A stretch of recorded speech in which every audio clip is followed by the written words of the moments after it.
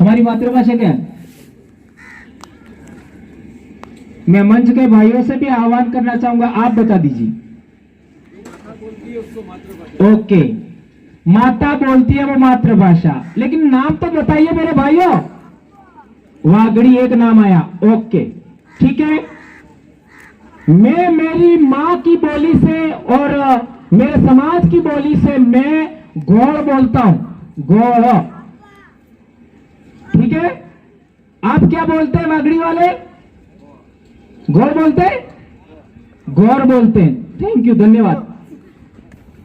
ये गौर है वो वागड़ी है, गौड़ कौन सी भाषा है? भीली। भीली, यह हमारी मातृभाषा है।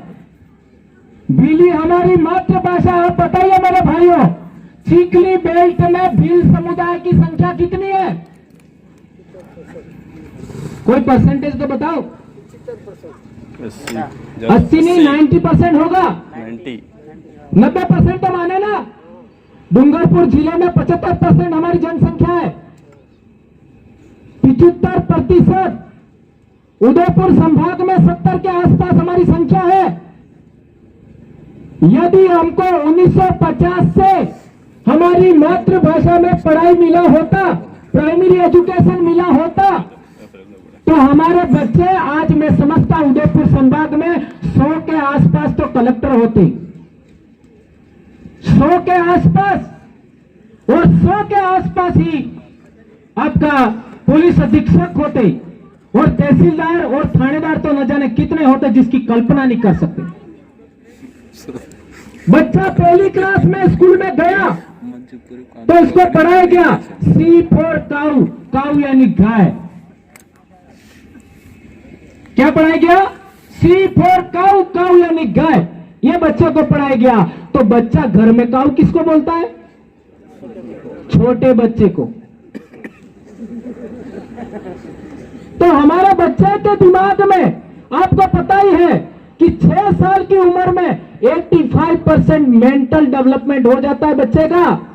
6 ईयर में 85% मेंटल डेवलपमेंट होता है बच्चे का। और उसी समय बच्चे के दिमाग में प्रश्नवाचक चिन्ह आया। क्या आया?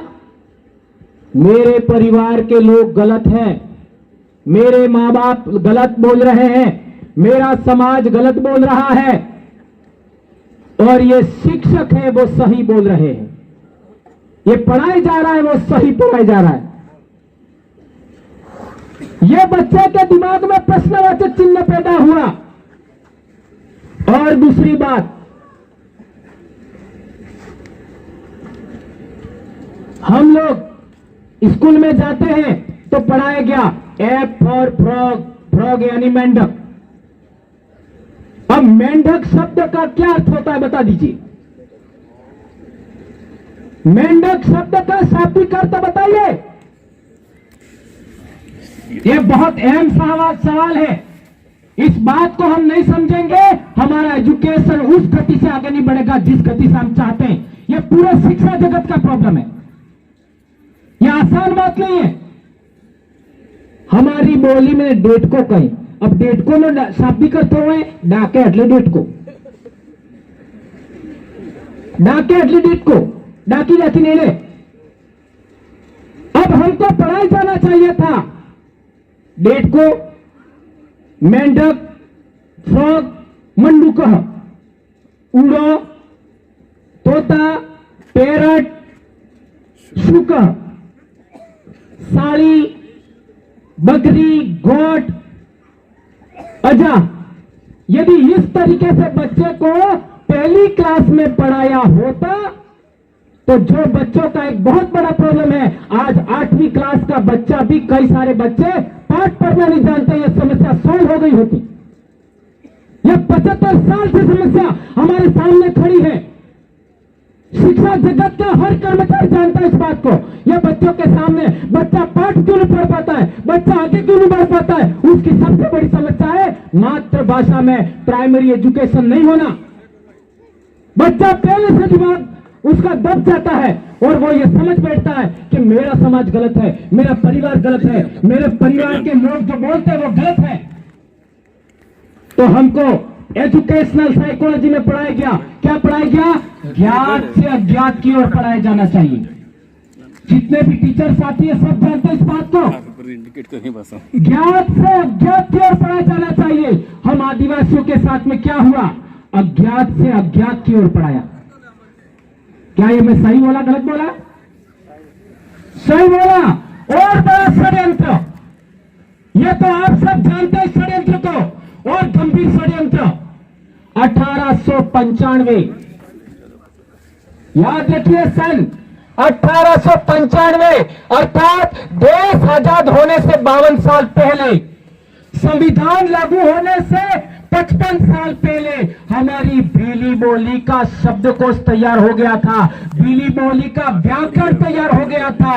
लेकिन इन षड्यंत्रकारियों ने, जिसकी ओर दुलाभाई ने इंगित किया, उन षड्यंत्रकारियों ने आज तक शिक्षा जगत से जुड़े हुए अधिकारी, कर्मचारी और नेताओं को भी पता नहीं लगा कि हमारा बीली बोली का शब्दकोश तैयार हुआ था, हमारा व्याकरण तैयार हुआ था।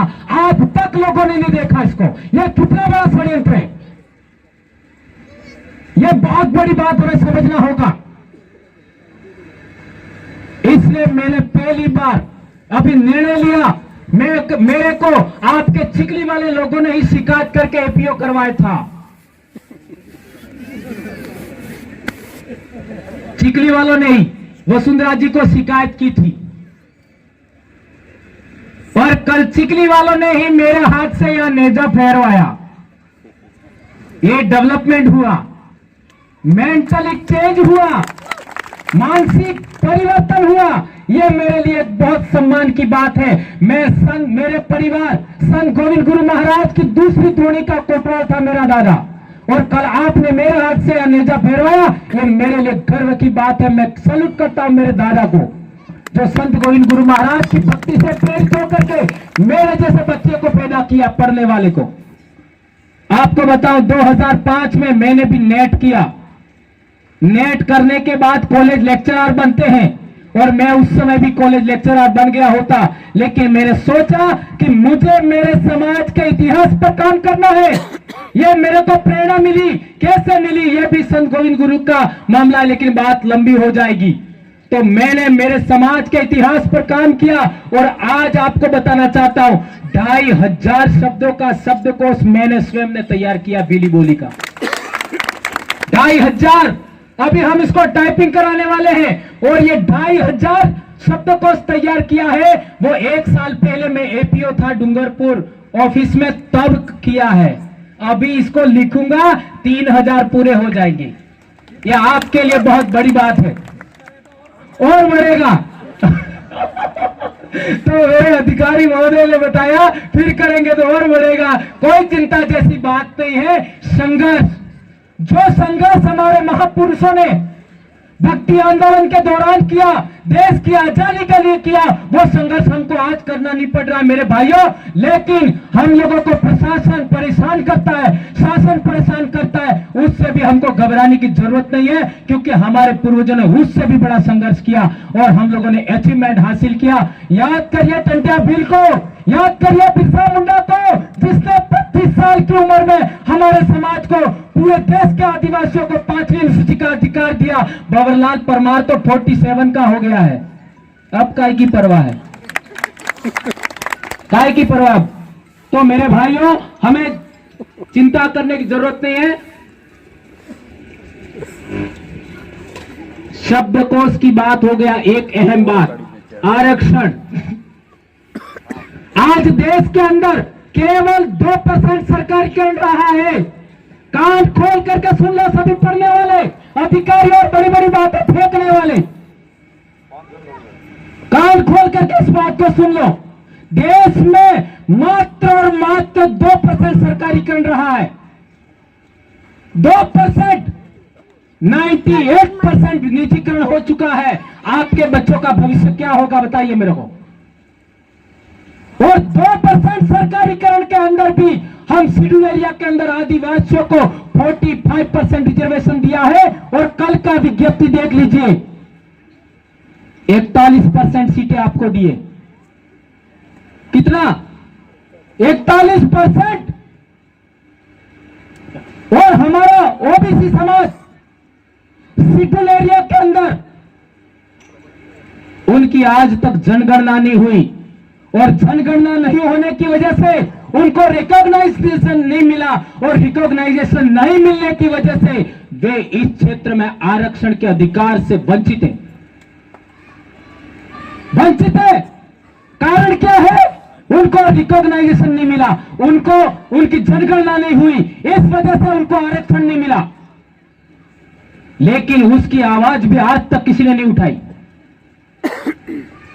आज और कल के पेपर उठा करके देख लीजिए, उसमें हमारे देश का जो शासक वर्ग है उसका आंकड़ा भी 5% दिखाया है। तो क्या ओबीसी का आंकड़ा नहीं है क्या? नहीं है क्या? और यदि आंकड़ों के आधार पर, सर्वे के आधार पर ही आरक्षण दिया जा सकता है, ईडब्ल्यूएस कैसे मिला? कैसे दिया गया? हमारा शासक वर्ग है वो नीची जातियों को, जो आरक्षित वर्ग है, पिछड़े वर्ग है, उनको हमेशा पीछे रखना चाहता है। ये बात जितनी जल्दी हमको समझ में आएगी उतना आसान होगा। इसलिए मेरे भाइयों, आप ओबीसी हैं, आप एससी हैं, आप एसटी हैं, इस भाव से ऊपर उठिए। क्या सच है? हम लोगों को तो यह भी पता नहीं है कि सच क्या है और झूठ क्या है। प्रकृति ने 100% किसी भी चीज को सच नहीं रखा है, और प्रकृति ने किसी भी चीज को 100% झूठ नहीं रखा है। भारत देश का 90% प्रजा तो आज तक यह समझ नहीं पाई है कि सच क्या है और झूठ क्या है। इसलिए मैं यह कहना चाहूंगा इस अवसर पर, आप लोगों को मात्र एक पॉइंट दे रहा हूं इसके लिए कि अधिकतम जनता के हित में है, वह सही है और सच है, ऐसा मान करके हमको काम करना चाहिए, ऐसा मैं कहना चाहता हूं। इसका एक उदाहरण देना चाहूंगा कि सच क्या है। आप सब जानते हैं पक्षियों की चोंच में दांत नहीं होते। होते क्या? पक्षियों की चोंच में दांत नहीं होते, लेकिन प्रकृति में एक पक्षी ऐसा भी पैदा हुआ था जिसकी चोंच में दांत थी, तो वो 100% सही नहीं हुआ। जितने भी फूल हैं वो धरती के ऊपर होते हैं, लेकिन कुछ फूल ऐसे होते हैं जो धरती के अंदर होते हैं। सभी फूलों में सुगंध आती है, लेकिन धरती पर एक फूल ऐसा भी है जिससे दुर्गंध आती है।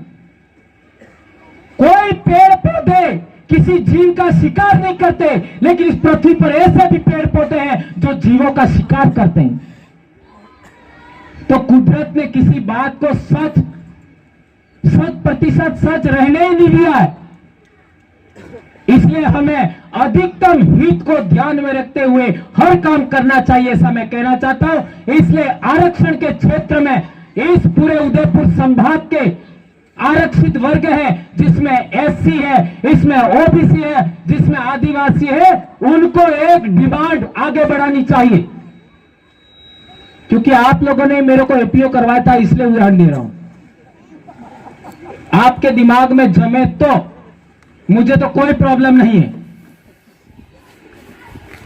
ईडब्ल्यूएस के अलावा यानी 10% जो आरक्षण है उस पर भी अभी हम क्लेम करने वाले हैं, लेकिन हम लोगों को शेड्यूल्ड एरिया के अंदर, आदिवासी बेल्ट के अंदर भारतीय संविधान के अनुच्छेद 244 का जो एरिया है उसके अंदर हमें शांति और रोजगार सभी लोगों को मिले, उसके लिए एक डिमांड हमको आगे बढ़ानी चाहिए। ईडब्ल्यूएस के अलावा यानी 10% के अलावा 90% आरक्षण है वो एससी, ओबीसी और आदिवासियों को मिलना चाहिए। ये मांग हमको आगे बढ़ानी चाहिए। ये मांग आगे आप लोग बढ़ाओगे ऐसी मैं आशा करता हूं, अपेक्षा करता हूं। उसमें भी बहुत कुछ सुधार करने की जरूरत है, लेकिन आगे इस पर हम बात करेंगे।